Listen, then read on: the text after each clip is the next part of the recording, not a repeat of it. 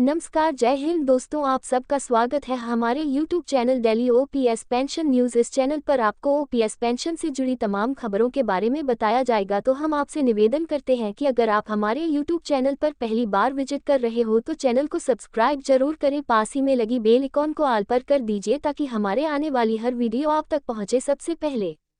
Old pension, budget से पहले PM से मांग, अंतिम आहरित वेतन का 67% हिस्सा बतौर पेंशन मिले, कर मुक्त हो ऑप्स।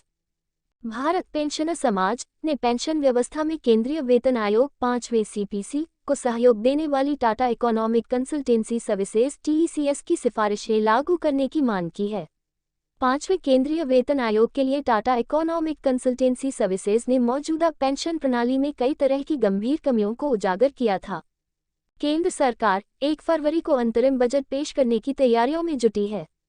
इससे पहले केंद्रीय कर्मियों और रिटायर्ड लोगों ने भी अपनी मांगें सरकार तक पहुंचा दी हैं।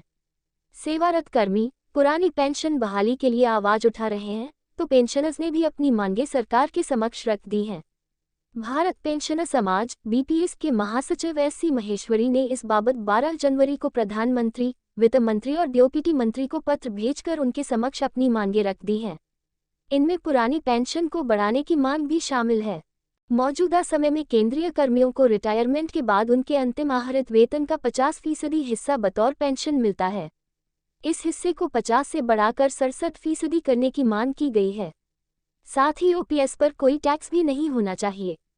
साथ ही भारत पेंशनर समाज ने पेंशन व्यवस्था में केंद्रीय वेतन आयोग 5वें सीपीसी को सहयोग देने वाली टाटा इकोनॉमिक कंसल्टेंसी सर्विसेज टीईसीएस की सिफारिशें लागू करने की मांग की है। अपर्याप्त पेंशन से जूझ रहे रिटायर्ड लोग, भारत पेंशनर समाज बीपीएस के महासचिव एस.सी. महेश्वरी ने अपने पत्र में कहा है, नीति निर्माताओं के लिए वरिष्ठ नागरिकों की पेंशन योजना और संबंधित वित्तीय नीतियों को संशोधित करने की दिशा में सचेत कदम उठाना अनिवार्य है।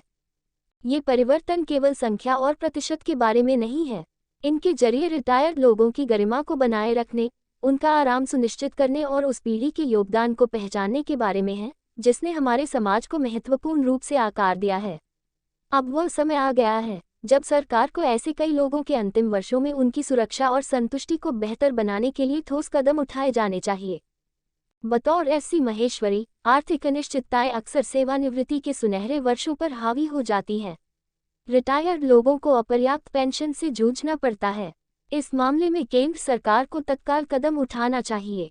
पेंशन प्रणाली की गंभीर कमियों उजागर, 5वें केंद्रीय वेतन आयोग 5वें सीपीसी के लिए टाटा इकोनॉमिक कंसल्टेंसी सर्विसेज टीईसीएस ने मौजूदा पेंशन प्रणाली में कई तरह की गंभीर कमियों को उजागर किया था। इसके साथ ही डीएस नकारा बनाम भारत सरकार के एक केस में सुप्रीम कोर्ट की ऐतिहासिक घोषणा में भी पेंशन प्रणाली की एक गंभीर कमी सामने आई थी। उस पर अभी तक कोई काम नहीं हो सका है। इस मुद्दे की जड़ पेंशन की घटती क्रय शक्ति में निहित है। समय के साथ मुद्रास्फीति, भोजन और चिकित्सा देखभाल जैसी आवश्यक चीजों की बढ़ती लागत पेंशन के मूल्य को लगातार कम कर देती है। ये घटना कई सेवानिवृत्त लोगों को वित्तीय दलदल में फंसा देती है। इससे उनके लिए उस जीवन स्तर को बनाए रखना चुनौतीपूर्ण हो जाता है जिसके वे नियोजित होने के दौरान आदी थे। 67% बतौर पेंशन मिलना आवश्यक। टीईसीएस ने 5वें सीपीसी के साथ अपने परामर्श में कहा था कि एक सेवानिवृत्त व्यक्ति को अपने सेवानिवृत्ति पूर्व के जीवन स्तर को बनाए रखने के लिए उसके अंतिम आहरित वेतन का 67% बतौर पेंशन मिलना आवश्यक है। वर्तमान में जो पेंशन मिल रही है वह अंतिम आहरित वेतन का केवल 50% है।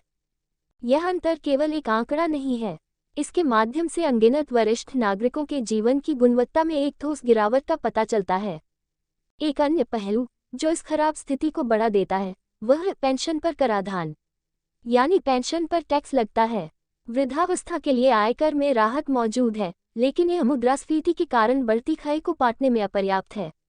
भारत सरकार के वित्त मंत्रालय